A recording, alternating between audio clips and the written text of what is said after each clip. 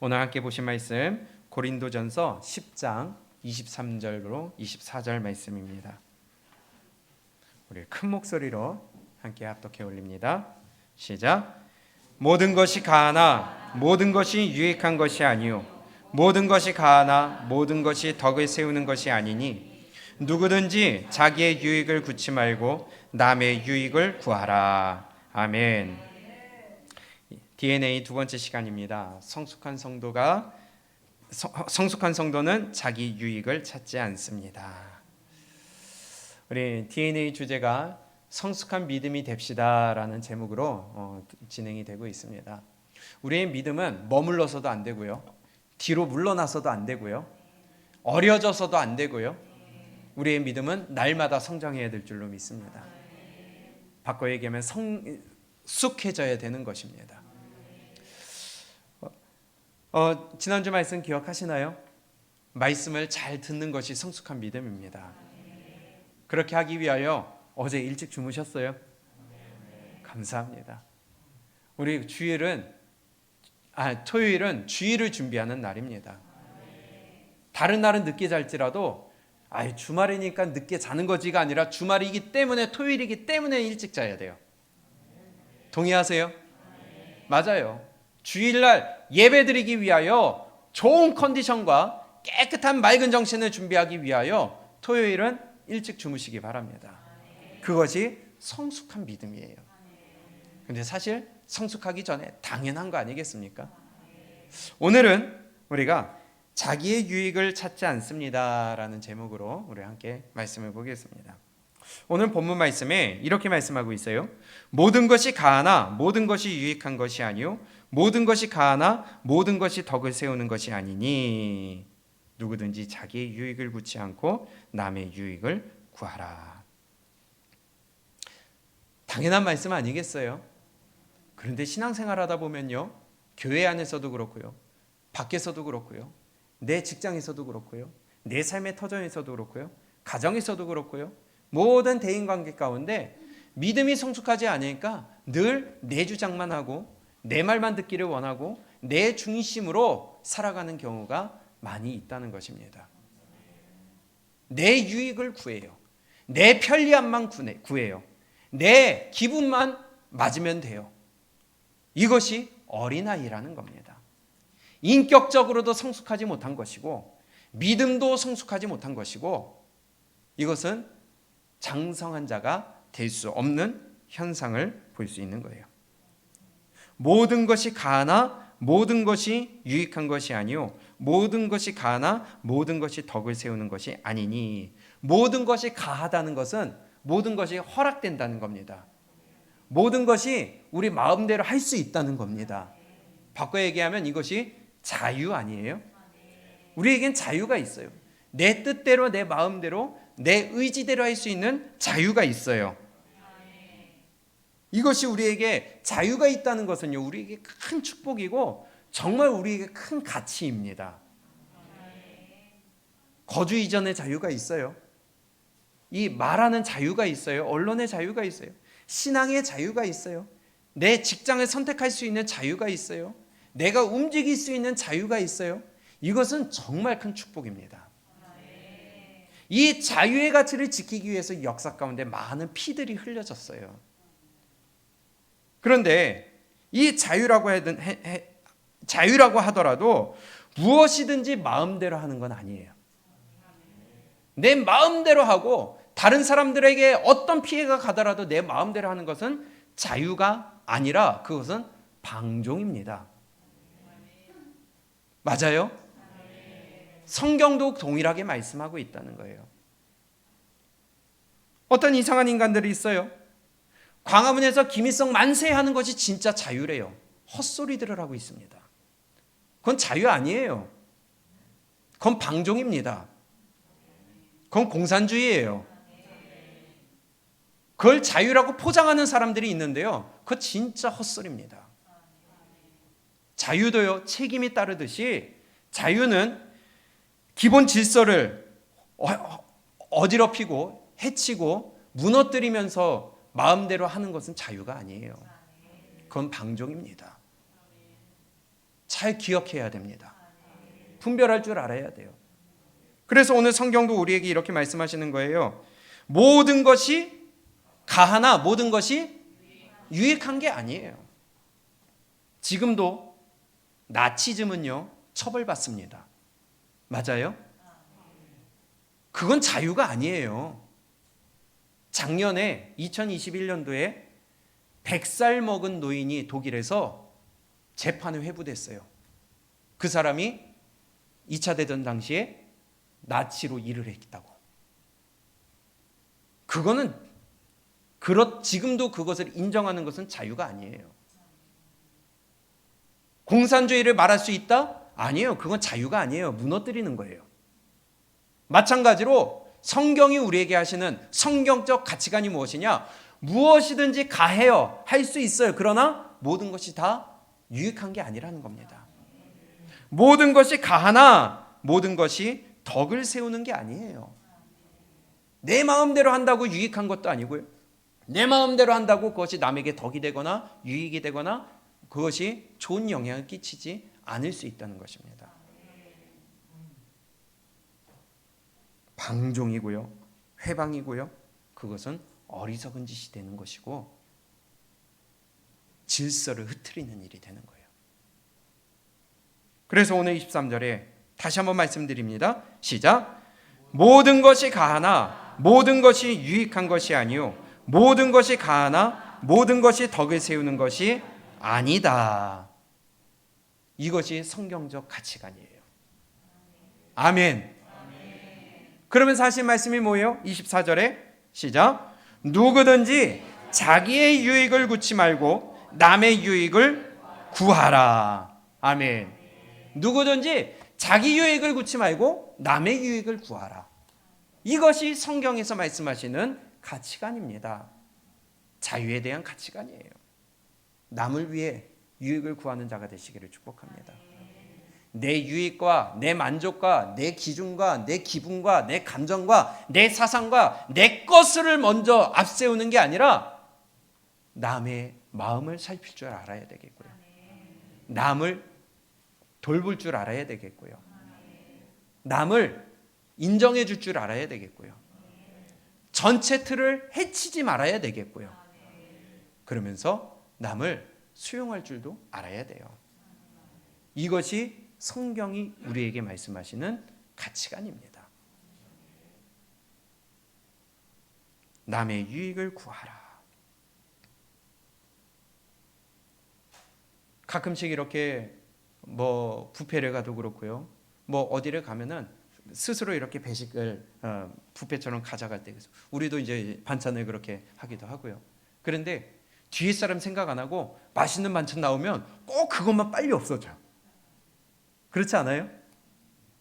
그러면 뒤에 사람은 못 먹을 때가 있을 수가 있어요.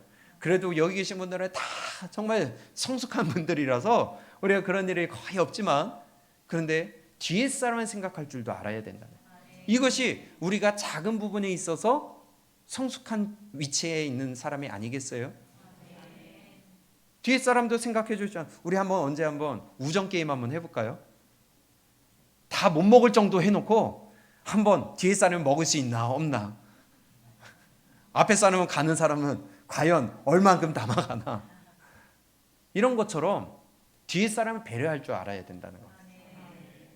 그래 가끔씩 이렇게 대접하고 간식을 낼 때가 있어요. 오늘 오후에도 간식이 나올 거예요. 물론 충분하게 준비는 했지만은 그런데 가끔씩 희한하게 모자랄 때가 있더라고요. 분명히 준비는 충분했는데 모자라. 누군가 쟁여놔. 그러면 나만 생각하는 거죠. 식사를 하실 때도 내 먹을 만큼 먹고 그 다음에 부족하면 나중에 가서 또 드셔도 되는데 내가 먹을 거 먹고 나중에 가서 또 먹어도 되는데 근데 쟁여놓는 거예요. 근데 못 먹어가지고 다 못 먹고서는 반찬을 또 버릴 때도 있어요. 자기의 유익을 구치 말고 남의 유익을 구할 수 있기를 바랍니다. 그 남의 유익을 그러면 어떤 것을 구해야 되느냐 하는 예시를 오늘 고린도전서 10장에서 말씀하시는데요. 25절부터 이렇게 말씀해요. 무릇 시장에서 파는 것은 양심을 위하여 묻지 말고 먹으라. 이는 땅과 거기 충만한 것이 주의 것임이라. 불신자 중 누가 너희를 청하매 너희가 가고자 하거든 너희 앞에 무엇이든지 차려놓은 것은 양심을 위하여 묻지 말고 먹으라. 누가 너희에게 이것이 재물이라 말하거든 알게 한 자와 및 양심을 위하여 먹지 말라. 무슨 말씀이냐? 너희가 시장에서 파는 것은 양심을 위하여 묻지 말고 먹으라. 지금 시대와는 다르죠. 고린도 지역은요, 우상이 가득한 지역입니다. 각종 우상들이 있는 지역이에요. 그런데 그 지역에는 특히나 우상에게 제사하고 제사 드렸던 음식, 그것이 시장으로 풀렸다는 거예요. 시장에 유통이 되는데 우리가 믿는 자로서 제사 음식 먹으면 안 되잖아요. 그런데 시장에 가서 먹을 걸 살 때마다 이거 우상에게 절했던 거예요? 우상에게 바쳤던 거예요? 하고 물어보고 살 수가 없다는 겁니다. 그러니까 너희는 이것이 25절에 무릇 시장에서 파는 것은 양심을 위하여 묻지 말고 먹어도 된다는 거예요. 그냥 사 먹으라는 거예요. 그러면서 너희가 만약에 불신자가 너를 초청했다, 집에 불신자의 집에 초청을 받았다. 근데 가서 먹을 때에 그것도 묻지 말라는 거예요. 이거 혹시 제사 드렸던 음식이냐? 이거 혹시 시장에서 저 제단에 드려졌던 음식이냐? 묻지 말고 먹으라는 거예요. 그러나 단 그걸 먹기 전에 어떤 사람이 이거 제사 드렸던 음식이다, 제사 음식이다 알려준다면 그거 먹지 말라는 거예요. 누구를 위하여? 다시 보세요. 28절 시작. 누가 너희에게 이것이 재물이라 말하거든 알게 한 자와 및 양심을 위하여 먹지 말라. 그건 누구를 위하여 먹지 말라는 거예요? 알게 한 자, 상대방이 혹이나 넘어질까 봐. 야, 저 예수 믿는다고 하면서 분명히 우리가 아는 것은 예수 믿는 사람은 제사 음식 먹지 말라고 그랬는데 저 먹네? 나는 상관이 없어. 나는 꺼리낌이 없어. 그러나 혹이나 믿음 약한 사람이 그것을 보고 내가 먹는 것을 보고 넘어질 수가 있다는 거예요. 다른 사람을 생각하라는 거예요. 그 사람의 양심이 무너지지 않도록 먹지 말라는 거예요. 그래서 그 다음에 28절에 누가 너희에게 이것이 재물이라 말하거든 알게 한 자와 및 양심을 위하여 먹지 말라. 그 양심이 누구의 양심이냐? 29절입니다. 시작. 내가 말한 양심은 너희의 것이 아니요 남의 것이니. 그러면 누구 양심을 위하여 먹지 말라는 거예요? 예, 상대방의 양심을 위하여 먹지 말라는 거예요. 내 양심은 꺼리낌이 없어요. 하나님이 허락하셨으니까 먹어도 돼요. 모든 만물의 주인이 하나님이시니까 먹어도 돼. 그러나 상대방, 특히나 믿음 약한 사람이 내가 먹는 것을 보고 넘어질까 봐 너는 먹을 수 있으나 먹지 말라. 이해가 되십니까? 29절 내가 말한 양심은 너희의 것이 아니요 남의 것이니 어찌하여 내 자유가 남의 양심으로 말미암아 판단을 받으리요. 만일 내가 감사함으로 참여하면 어찌하여 내가 감사하는 것에 대하여 비방을 받으리요. 그런즉 시작. 너희가 먹든지 마시든지 무엇을 하든지 다 하나님의 영광을 위하여 하라. 아멘. 먹든지 마시든지 무엇을 하든지 다 하나님의 영광을 위하여 하라. 나는 먹을 수 있어요. 나는 이거 해도 꺼리낌이 없어요. 그러나 양심이, 믿음이 연약한 자들의 넘어지지 않고 실족하지 않도록 나는 할 수 있으나 하지 않는 것. 그것이 장성한 자라는 거예요. 성숙한 자예요. 이해가 되세요? 우상의 재물을 먹는 것이 아직 영적으로 어리고 성숙하지 못하고 또 제대로 서지 못한 연약한 자들에게 영향을 미쳐서 실족하게 할 가능성이 있다면 먹지 않는 것이 우리 그리스도인들의 올바른 자세고 미덕입니다. 그리고 그것이 하나님이 우리에게 주신 자유를 올바르게 사용하는 거예요. 아이, 난 괜찮아. 뭐 어때? 자유인데. 하나님이 나한테 자유를 주셨는데 저 사람이 넘어지든 말든 지 책임이지 나는 먹어도 돼. 그게 아니라는 거예요. 남을 생각할 줄 알아야 된다는 겁니다. 그것이 자유의 올바른 사용법이에요. 다른 사람을 실족해 하면서까지 내 자유를 행사하는 것은요, 그것은 믿음이 아니에요. 올바른 믿음의 자유를 사용하는 것이 아니라는 거예요. 그리스도인의 자유는요, 성도 각자 우리 각자의 자유와 또 교회의 유익을 넘어뜨리고 무너뜨리고 하는 것이 아니라 세워주고 덕을 세우는 데에 사용하는 것이 올바른 자유라는 거예요. 그래서 오늘 23절에 말씀하신 것처럼 모든 것이 가하나 모든 것이 유익한 것이 아니고 모든 것이 가하나 모든 것이 덕스러운 것이 아니라는 겁니다. 할 수 있으나 하지 않는 것. 누구를 위하여? 아직 연약한 자들이 내가 하는 것을 보고 넘어지지 않도록. 그래서 믿음의 연약한 자들을 위하여 내가 희생할 거 희생할 줄 알아야 돼요. 그게 성숙한 자의 믿음이라는 겁니다. 우상의 재물을 가지고 예를 들어서 말씀하시는데 이걸 바꿔서 얘기해 볼까요? 예를 들면 술과 담배. 당연히 이건 하지 말아야 돼요. 맞아요? 하면 안 돼, 그리스도인들은. 그런데 난 괜찮아, 난 자유 있어, 이건 내 뜻인데 뭐 어때? 하면서 먹는 거예요. 피는 거예요. 그러면 믿음이 연약한 자들이 나의 술 먹고 나의 담배 피는 것을 보고 넘어질 수 있고 실족할 수 있다는 겁니다. 그것을 위해 하지 말아라. 그 내 신앙의 양심으로 하지 말라는 거예요.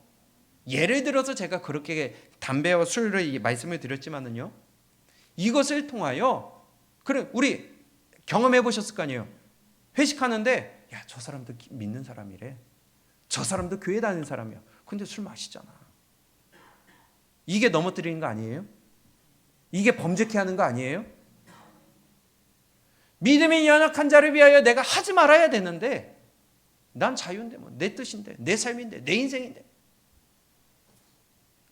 헛짓거리를 하고 있다는 거예요. 악한 짓을 하고 있다는 겁니다.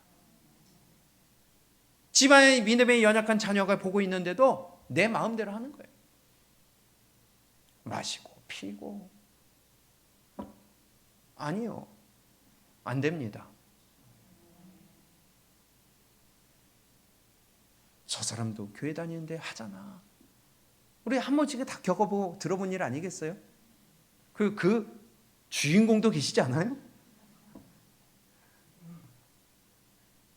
아닙니다. 누가복음 17장을 볼까요? 누가복음 17장 1절입니다. 이렇게 말씀하세요. 시작.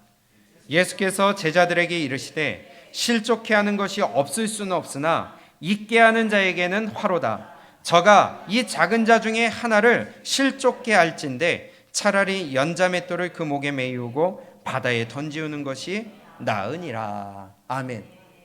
실족해 하는 것이 없을 수는 없어요. 신앙생활하면서 교회 안에서 우리가 믿음 생활하면서 광야 생활이기 때문에 넘어지고 실족하고 쓰러지는 일이 있을 수 있어요. 그러나 문제는 내가 나로 인하여 상대방이 넘어지게 하면 차라리 그 어린아이가 넘어지게 되면, 믿음이 어린 사람이 나 때문에 넘어지게 되면 그 사람의 목에 연자맷돌을 메우고 차라리 바다 빠쳐서 죽이는 것이 낫다는 거예요. 왜요? 믿음이 실족해서 지옥 가는 것보다 차라리 믿음이 조금이라도 있을 때 그 믿음 갖고 그냥 죽어서 천국 가는 게 낫는 거죠. 넘어져서 지옥 가는 것보다. 내가 할 수는 있으나 나 때문에 믿음이 연약한 자들이 넘어지지 않도록 안 하는 것, 그것이 성숙한 자라는 겁니다. 교회 생활하면서 이런 일이 많이 있을 수 있다는 거예요. 괜찮아, 아직 믿음이 없어서 그래, 어려서 그래, 믿음이 들어가면 알아서 할 거야, 자발적으로 할 거야, 자원해서 할 거야 하면서 그냥 자유스럽게 놔둬요. 그것 때문에 지금 교회마다 발생하는 일들이 무엇이냐? 믿음의 연조는 오래됐어요. 교회는 오래 다녔어요. 직분은 받았어요. 그러나 성숙한 신앙이 되지 못하니까 교회에 앉아 자기 마음대로 휘젓고 다니는 거예요. 말도 마음대로 하고 행동도 마음대로 하고 내 뜻대로 하고 다녀요.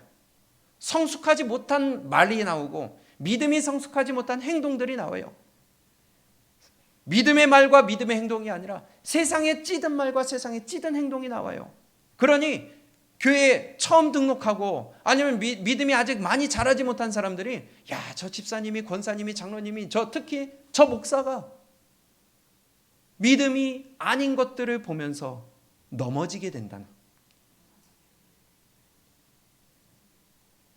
그런 일이 있을 바에야 차라리 연자맷돌을 목에 걸고 바다에 빠쳐 죽이는 게 낫다.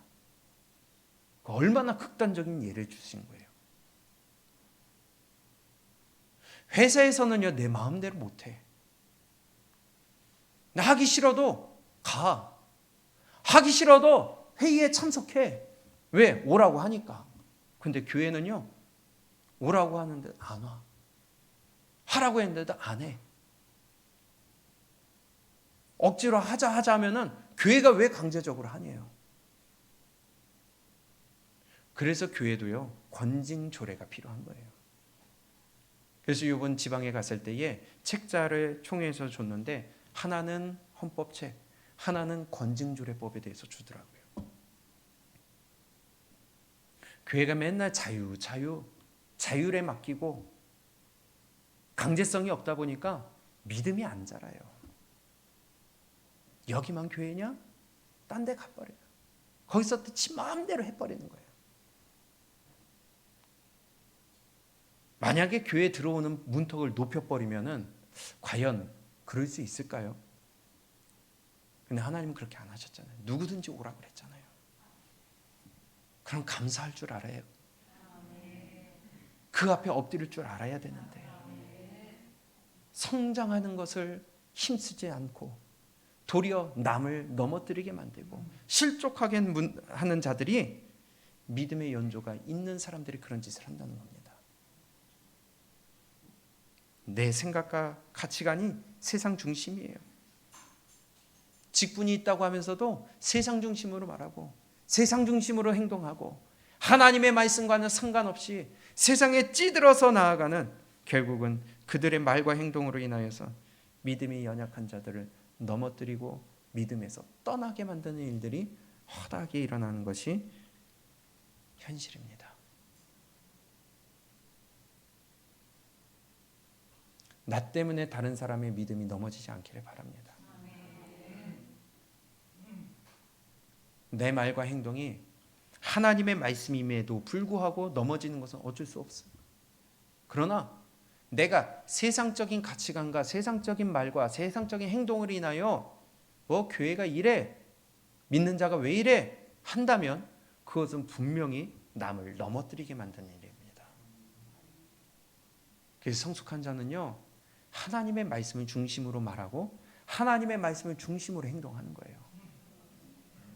믿음이 연약한 자들을 살피고 말을 해야 되고 믿음이 연약한 자들을 살피고 행동할 줄 알아야 돼요. 믿음으로 안내해 줄 줄 알아야 된다는 거예요. 그것이 성숙한 자라는 겁니다. 언젠가 저의 경우도 한번 말씀드린 적이 있잖아요. 고등학교 시절에 아버지가 목사님께 너무 스트레스인 거예요. 죄송합니다. 그게 너무 고민인데 나는 너무 힘든데 옆에서 조언해 준다고 하잖아. 야, 네가 목사님이야? 네 인생 살아. 왜 네가 목사님한테 영향을 받아? 이런 인간이 있었다는 겁니다. 저한테. 이거 넘어뜨린 일 아니에요? 그래도 지금은 제가 이 자리에 서 있어서 감사하지만 저한테 그렇게 말하는 사람이 있었다고요.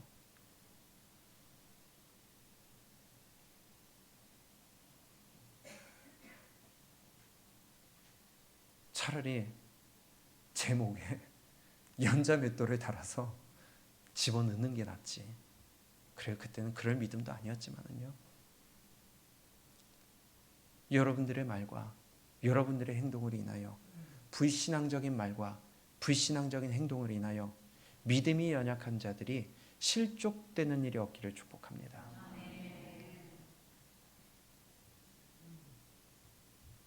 그래서 다시 우리 고린도전서 10장 31절입니다. 우리 함께 읽습니다. 시작. 그런즉 너희가 먹든지 마시든지 무엇을 하든지 다 하나님의 영광을 위하여 하라. 아멘. 말하는 것도요, 행동하는 것도요, 내 삶은 다 자유지만 그러나 그 자유스러워도 하나님이 다 허락한 게 아니에요. 다 유익된 게 아니에요. 하나님의 영광을 위하여 하라는 것입니다. 하나님이 나타나도록 하라는 겁니다. 내가 뭘 먹어도 하나님이 나타나도록 먹어야 되고, 아멘. 내가 뭘 마셔도 하나님이 나타나야 되겠고, 내가 뭘 하든지 하나님이 나타나야 되겠고, 무엇을 하든지 다 하나님의 영광을 위하여 하라. 이것이 성숙한 자의 믿음이라는 것입니다. 그래서 성숙한 믿음을 가진 사람은요, 말도 조심해요.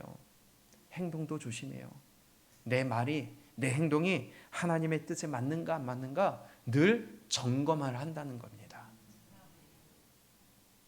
터진 입이라고 함부로 말하는 게 아니라 하나님의 뜻에 맞춰서 말하는, 하나님의 뜻에 맞춰서 움직이는 우리의 삶이 되기를 축복합니다.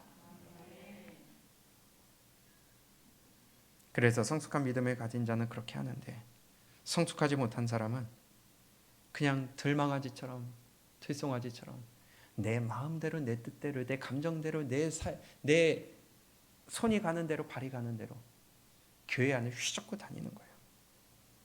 말씀과 상관없이 하는 거예요. 고린도전서 지금 10장을 보고 있는데요, 32절입니다. 그래서 하시는 말씀이, 시작. 유대인에게나 헬라인에게나 하나님의 교회에나 거치는 자가 되지 말고. 아멘. 그럼 다 들어간 거 아니에요? 유대인이나 헬라인이나, 바꿔 얘기하면 믿는 자나 안 믿는 자나 누구에게든지 거치는 자가 되지 말 뿐더러 하나 더 붙어요. 어디에게? 교회에서도. 교회에도 거치는 자가 되지 말라는 거예요. 늘 교회에 걸림돌이 돼. 늘 교회에 협조를 안 해. 늘 교회와 멀어져. 이것은 하나님께 영광 올려드리는 게 아니죠. 성숙한 믿음이 아니죠. 우리는 성숙한 믿음이 되어야 됩니다. 그래야 축복은 둘째치고 천국 갈 수 있어요. 어린아이의 믿음에 머물면 안 돼요. 그런데 늘 유대인 믿는 자들에게나 헬라인 안 믿는 자들에게나 교회에서나 회사에서나 가정에서나 늘 거치는 자가 돼. 그 사람만 오면 화평이 깨져. 분위기가 안 좋아져. 협력을 안 해. 하나 되질 못해요. 융화되질 못해요. 한마음 한뜻 한 목소리를 내질 않아. 왜냐? 성숙하지 못했으니까. 거치는 자가 된다는 겁니다. 그래서 33절에 이렇게 말씀해요. 시작. 나와 같이 모든 일에 모든 사람을 기쁘게 하여 나의 유익을 구치 아니하고 많은 사람의 유익을 구하여 저희로 구원을 얻게 하라. 아멘. 누구를 만나든 어디에 있든지 간에 내가 나의 유익을 구하지 말고 남의 유익을 구함으로 말미암아 구원을 얻게 하라. 마시든지 먹든지 마시든지 무엇을 하든지 다 하나님의 영광을 위하여 함으로 말미암아 유대인이나 헬라인이나 어느 누구든지 구원을 얻을 수 있도록, 하나님을 만날 수 있도록 내 말을 통하여 예수님이 나타나고 내 행동을 통하여 예수님이 나타나고 내 삶을 통하여 예수님이 나타나게 함으로 말미암아 뭘 얻게 하라고요? 구원을 얻게 하라. 이것이 성숙한 자예요. 여러분들 통하여 구원 얻는 역사가 있기를 바랍니다. 여러분들을 통하여 회개하는 역사가 있기를 바랍니다. 여러분들을 통하여 하나님께로 돌아오는 역사가 있기를 바랍니다. 그런데 누군가를 통하여 믿는 사람도 떠나가 버리고 누군가를 통하여 넘어지고 자빠지고 실족한다면 정말 불행한 인생이 된다는 것입니다. 유대인에게나 헬라인에게나 교회에게나, 그래서 직장에서도 항상 말과 행동을 하나님의 뜻에 맞도록 해야 되겠고요. 가정에서도요, 하나님의 뜻에 맞춰서 말을 하고 행동을 해야 되겠고요. 맞아요? 그래서 가족들에게 본을 있는 삶을 살아야 된다는 겁니다. 교회에서도 하나님의 뜻에 맞춰서 말과 행동을 조심해서 해야 되겠고요. 누구를 만나든지 어디에 있든지 내 말과 행동이 하나님의 뜻에 합한 우리의 말과 행동이 될 수 있기를 바랍니다. 그렇게 해서 다른 사람의 유익을 구함으로 말미암아 구원을 얻도록 하라. 이것이 성숙한 자의 믿음이에요. 나의 유익을 구하지 아니하고 남의 유익을 구하는 것. 이것이 바로 다른 말로 배려라고 할 수도 있겠고요. 또 다른 말로는 희생이라고 할 수도 있잖아요. 그래서 기독교인들은요, 희생할 줄 알아야 돼요. 남을 위해 희생할 줄 알아야 돼요. 교회를 위해 희생할 줄 알아야 돼요. 성도를 위해 희생할 줄 알아야 돼요. 예수님을 위해 희생할 줄 알아야 돼요. 늘 내 유익만 찾고 내 이익만 찾고 내 것만 찾고 내가 싫으면 안 하고 내가 불편하면 안 하고, 그것은 희생이 아니죠. 그건 고집이고 아집이고 교만한 짓입니다. 대표적으로 희생한 사람이 있어요. 창세기 13장에 보면 아브라함과 롯이 나옵니다. 아브라함과 롯이 헤어져요. 헤어지게 된 이유는 그들의 재산이 많아지니까 양과 염소 가축들이 많아지고 은금이 풍성했다고 합니다. 그런데 그들이 함께 거하는 땅이 롯의 재산과 아브라함의 재산을 수용하기가 어려워요. 그러니까 자꾸 그 종들이 다툼이 일어나, 영역 다툼이 일어나. 그러니까 아브라함이 어떤 제안을 해요? 네가 좌하면 내가 우하고 네가 우하면 내가 좌하겠다. 먼저 선택해라. 성숙한 사람이 먼저 제안을 하는 거예요. 그런데 한번 보세요. 롯은 관계가 어떻게 돼요? 아브라함과 조카예요. 삼촌과 조카예요. 그러면은 나이로도 어리고, 그리고 지가 그런 재산을 얻게 된 것은 누구 덕분이에요? 아브라함 쫓아왔기 때문에 그 재산을 얻은 거 아니에요? 그러면 감사해서라도 아예 삼촌 그렇게 말씀하시지 말고 먼저 선택하세요. 그리고 어린 것이 삼촌 먼저 하세요. 이게 맞는 거 아니에요? 근데 이 싸가지 없는 놈이 홀랑 먹어버리네. 기회를 확 잡아버리네요. 창세기 13장입니다.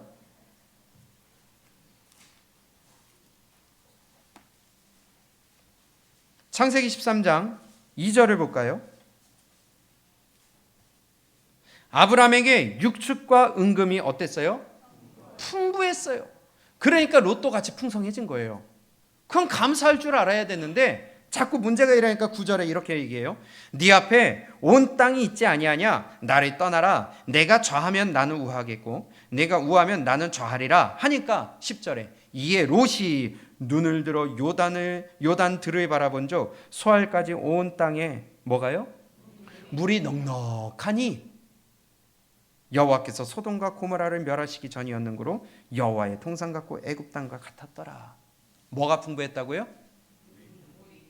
지금 이들의 어업을 해요, 농업을 해요, 목축업을 해요, 뭐를 해요? 그러면 뭐가 필요해요? 동물을 키우려면 물이 있어야 되잖아요. 지금처럼 상하수도가 돼 있는 것도 아니고. 그러면 지가 홀랑 물이 많은 곳으로 딱 선택을 해버리네요. 그럼 반대로 상대적으로 아브라함이 선택한 곳은 물이 있어요, 없어요? 이런 싸가지 없는 놈이 롯이에요. 지가 홀랑 먹어버려. 아브라함의 눈에는 그게 안 보였을까요? 물이 많은 게 안 보였을까요? 근데 아브라함은 롯에게 먼저 선택권을 준 거예요. 그렇더라도 가도록 희생을 했어요. 양보를 했어요. 배려를 했어요. 왜요? 성숙했습니까? 교회에서도 우리가 이렇게 희생할 수 있기를 바랍니다. 가정에서도 이렇게 희생할 수 있기를 바랍니다. 직장에서도 이렇게 희생할 수 있기를 바랍니다. 그게 성숙한 믿음이에요.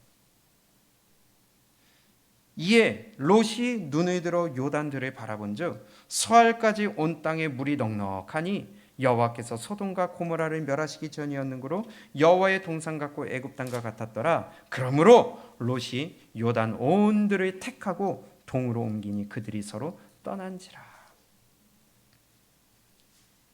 그리고 아브라함은 반대편으로 갑니다.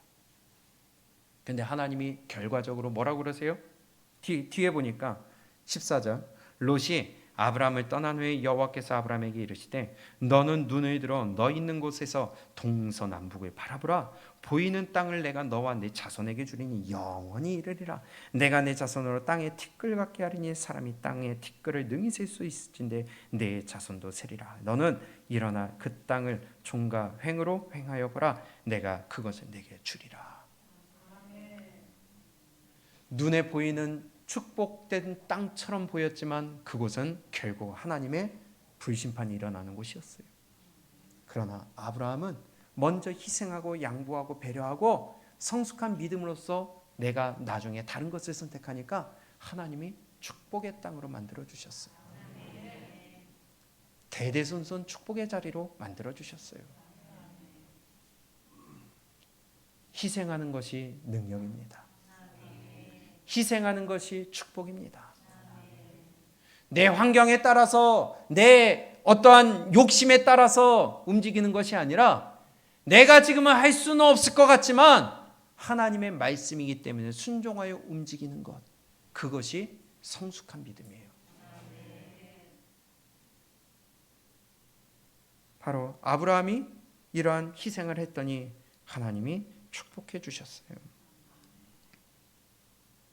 교회 안도 마찬가지입니다. 자기의 유익만 챙기려 하고 롯처럼 자기의 이익만 챙기려고 하고 자기의 편의만 챙기려고 하고 동참하지 아니하며 교회에 거치는 자가 되고 교회에 동참하지 않는다면 하나님의 일에 함께 힘을 쏟지 않는다면 롯과 같은 결과가 나올 수 있다는 거예요.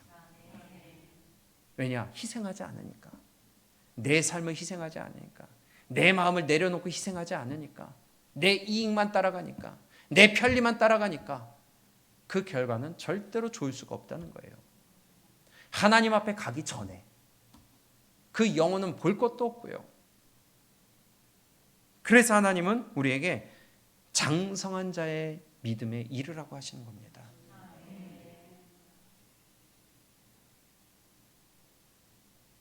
다른 사람의 유익을 구하고 자기의 유익을 구하지 않는 것, 그것이 성숙한 자의 믿음이라는 것이에요.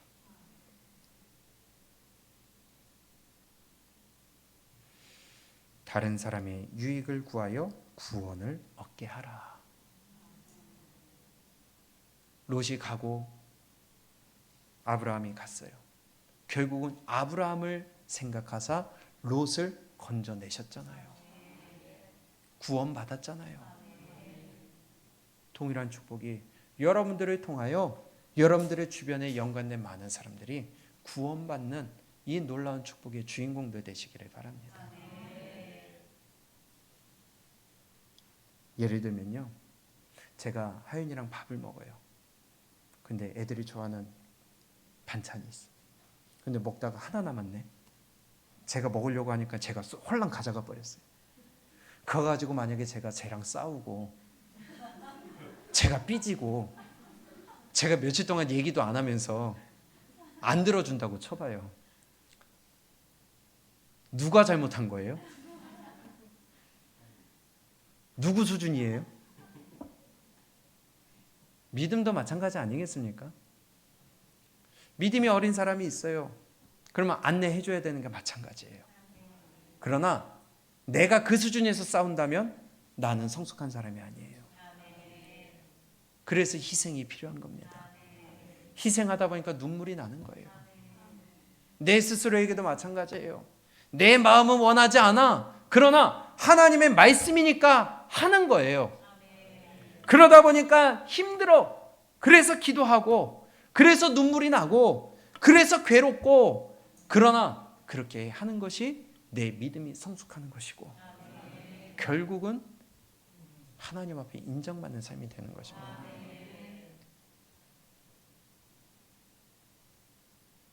똑같이 어린아이와 같이, 똑같이 하윤이처럼, 똑같이 애들처럼 움직인다면 결국은 교회에 거치는 자가 되고, 그 인격도 성숙하지 못하여 유대인에게나 헬라인에게나 집에서나 직장에서나 밖에서나 다 거치는 자가 될 수 있다는 겁니다. 그런데 아브라함은 그렇다 치고요, 부모가 아이에게 희생하듯이 믿음이 성숙한 사람이 먼저 희생을 해야 되죠. 그런데 누구보다 더 큰 희생을 치르신 분이 있어요. 누구실까요? 예, 예수 그리스도. 나랑 아무 상관이 없어요. 피조물일 뿐이에요. 내가 어떻게 되든 상관이 없어요. 그런데 아무 상관없는 예수님이 나 하나 살리려고 십자가에 달려 죽으셨다는 겁니다. 그 큰 희생을 치르셨다는 겁니다. 천국으로 이끌기 위해 대신 죽으셨다는 거예요. 대신 채찍맞고, 대신 찔리시고, 대신 피 흘리며, 대신 고통당하고, 모욕당하고, 대신 죽음의 길을 걸어가셔서 나를 살려주셨습니다. 그 큰 희생을 치르신 예수 그리스도. 그리고 그렇게 하신 이유가 뭐예요? 예수님이 그 본을 보이신 것처럼 나도 그 희생을 하라고. 나를 위하여 예수님이 희생을 하신 것처럼 너희도 남을 위하여 희생하라고. 그 본을 따라가라고 예수님이 희생하신 겁니다. 요한복음 13장입니다.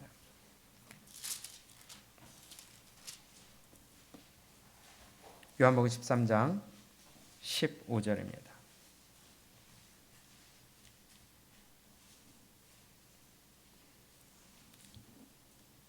시작. 내가 너희에게 행한 것 같이 너희도 행하게 하려 본을 보였노라. 아멘. 예수님이 제자들의 발을 닦아주십니다. 그렇게 하신 것은 그 본을 너희도 따라가라고. 아까 우리가 부른 찬양의 가사죠. 예수님의 본을 따라가라는 거예요. 희생하라는 거예요. 낮아지라는 거예요. 먼저 섬기는 자가 되라는 거예요. 자녀를 먼저 사랑하는 것이지 자녀가 부모를 먼저 사랑하는 거 아니잖아요. 쟤네들은 성장하고 자기 자아가 생기고 그렇게 해야 깨달을 수가 있어요. 요한복음 15장입니다. 10절 시작. 내가 아버지의 계명을 지켜 그의 사랑 안에 거하는 것 같이 너희도 내 계명을 지키면 내 사랑 안에 거하리라. 아멘. 내가 아버지의 계명을 지켜서 그의 사랑 안에 거하는 것 같이 너희도 그렇게 해라. 예수님이 본을 보여주신 이유예요. 12절. 그 계명이 뭐예요? 시작. 내 계명은 곧 내가 너희를 사랑한 것 같이 누구도 너희도 서로 사랑하라 하는 이것이니라. 아멘. 이렇게 예수님이 본을 보여주신 이유예요. 예수님처럼 하라는 거예요. 예수님을 닮아가라는 거예요. 로마서입니다.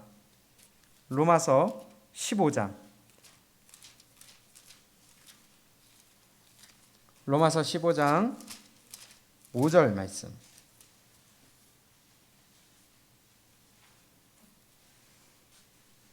시작. 이제 인내와 안위의 하나님이 너희로 그리스도 예수를 본받아 서로 뜻이 같게 하여 주사 한 마음과 한 입으로 하나님 곧 우리 주 예수 그리스도의 아버지께 영광을 돌리게 하려 하노라. 아멘.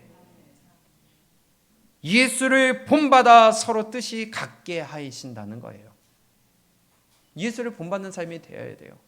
그리하여 너희가 한 마음과 한 입 그것으로 영광을 돌리라. 너희는 먹든지 마시든지 무엇을 하든지 하나님의 영광을 위하여 하라. 근데 이렇게 하려니까 하나님이 하신 것처럼 5절에 뭐가 필요해요? 인내가 필요해요. 희생하려면 그래서 인내가 필요한 거예요. 그래서 7절입니다. 시작. 이러므로 그리스도께서 우리를 받아 하나님께 영광을 돌리신과 같이 너희도 서로 받으라. 아멘. 예수님이 우리를 받으신 것처럼 우리도 서로를 받는 자가 돼야 돼요. 받는다는 게 뭘까요? 영어 성경에 보니까 accept. 수용할 줄 알아야 돼요. 인내해 줄 줄 알아야 돼요. 희생할 줄 알아야 돼요. 이것이 accept. 인내로서 우리 서로 희생하시기 바랍니다. 서로에게는 그렇게 하지만 스스로에게도 하나님의 말씀이면 내 자아를 무너뜨리고 쓰러뜨려서 거기에 순종하는 희생이 있어야 된다는 거예요. 내 기준 갖고 살아가면 안 된다는 거예요. 개인적으로도 우리 서로에게도 교회에게도 밖으로도 우리는 하나님이 나타나는 자가 되어야지, 예수님이 나타나는 자가 되어야지 내 뜻과 내 기준과 내 감정과 내 유익과 내 편리와 내 마음대로 하는 것은 그건 성숙한 자가 아니라는 것입니다. 성숙한 신앙은 예수님을 따라가고 닮아가기 위해 인내하고 희생하는 거예요. 자기의 유익을 구하지 아니하고 남의 유익을 구하는 거예요. 내 편리함을 따지지 않고 교회의 유익을 따지는 거예요. 내 교회의 유익보다 내가 먼저예요. 개인적으로는 내 신앙보다 내 영혼보다 내 육적 욕심이 먼저예요. 어리니까. 우리 거치는 자가 되지 않기를 축복합니다. 유대인에게나 헬라인에게나 교회에나 거치는 자가 되지 말라. 성숙한 믿음은 내 유익과 편리함으로 신앙생활하는 게 아니라 내 유익과 상황, 조건과 여러 가지 것이 막을지라도 그것 때문에 안 하는 것이 아니라 그럼에도 불구하고 순종하는 것이 성숙한 믿음. 내 불편함을 희생하고 내 마음과 감정을 희생하고 내 기준을 희생하여서 하나님의 뜻에 맞추는 것이 성숙한 믿음의 자세입니다. 마지막으로 바울을 볼까요? 빌립보서 3장입니다. 우리가 바울을 볼 때에 믿음이 어린 자예요? 성숙한 자예요? 누가 봐도 성숙한 자 아니겠어요? 우리가 감히 따라가기 어려운 믿음의 성숙이 아니겠어요? 그런데 바울은 이렇게 얘기를 합니다. 빌립보서 3장 7절 시작. 그러나 무엇이든지 내게 유익하던 것을 내가 그리스도를 위하여 다 해로 여길 뿐더러. 바울이 성숙한 자리에 이른 것은요, 자기의 유익한 것을 그리스도를 위하여 다 해로 여겼대요. 버렸대요. 희생했어요. 무너뜨렸어요. 예수님께 맞췄어요. 그래서 내가 어디에 초점을 맞추고 살아가느냐가 중요합니다. 그래서 순종하는 모습을 보면 믿음의 성숙도를 알 수가 있어요. 여러분, 하나님의 말씀에 순종하시기 바랍니다. 내 유익보다 교회의 유익을 구하시기 바랍니다. 내 육의 유익보다 내 영혼의 유익을 구하시기 바랍니다. 그게 믿음의 성숙도예요. 7절 그러나 무엇이든지 내게 유익하던 것을 내가 그리스도를 위하여 다 해로 여길 뿐더러 또한 모든 것을, 일부분이요? 모든 것을 무엇으로 여겨요? 해로 여김은 내 주 그리스도 예수를 아는 지식이 가장 고상함을 인함이라. 고상하다는 것은 놀라운 가치가 있다는 거예요. 여기에 자기 가치를 뒀다는 거예요. 내가 그를 위하여 모든 것을 잃어버리고 배설물로 여김은 누구를 얻기 위함이에요? 그리스도를 얻고 그 안에서 발견되기 위함이다. 이것이 성숙한 자의 믿음입니다. 내가 하나님 안에서 발견되고 내가 천국에 가까워지고 내 영혼이 하나님 앞에 구원받아 천국에 가기 위하여 모든 것을 다 해로 여기는 것, 내 모든 유익을 버리는 것, 내려놓고 포기하고 희생하고 인내하여 내가 하나님 앞에 인정받는 그 사람이 성숙한 믿음이라는 것입니다. 정리합니다. 성숙한 성도는요, 자기 유익을 구하지 않아요. 남의 유익을 구합니다. 그것으로 인하여 다른 사람들이 구원을 얻도록 합니다. 성숙한 성도는요, 자기의 유익을 구하지 않기 때문에 순종에 있어서 내 편리와 내 조건과 내 환경을 따지지 않아요. 그래서 내 환경에 따라 움직이는 것이 아니라 말씀에 따라 움직입니다. 성숙한 성도는요, 거치는 자가 되지 않습니다.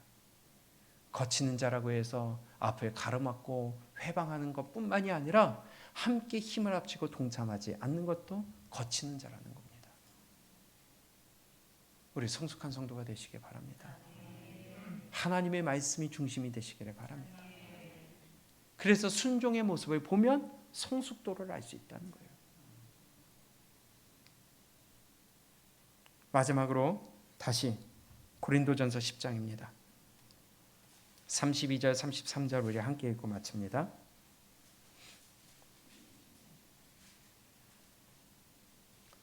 함께 큰 목소리로 읽습니다. 시작. 유대인에게나 헬라인에게나 하나님의 교회에나 거치는 자가 되지 말고 나와 같이 모든 일에 모든 사람을 기쁘게 하여 나의 유익을 구치 아니하고 많은 사람의 유익을 구하여 저희로 구원을 얻게 하라. 아멘. 성숙한 성도는 이러한 삶을 삽니다. 내 유익이 먼저가 아니라 남의 유익을 구하고 교회의 유익을 구하고 내 영혼의 유익을 구하며 육의 것을 내려놓고 말씀에 초점을 맞추는 성숙한 자가 되어서 여러분들이 하나님 앞에 인정받는 자 되시기를 주님의 이름으로 축복합니다.